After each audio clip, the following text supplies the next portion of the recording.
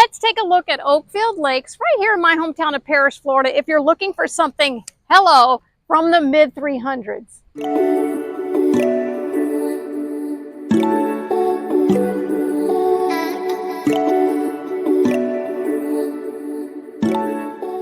Hey everybody, Catherine Noom, a local real estate agent here on the Gulf Coast of Florida. And today I am in my hometown of Parrish, Florida. You know how much I love Parrish, Florida. I want to show you a new community called Oakfield Lakes. Now we're visiting today the Centex division. There's going to be different builders in Oakfield Lakes today. We're checking on Centex.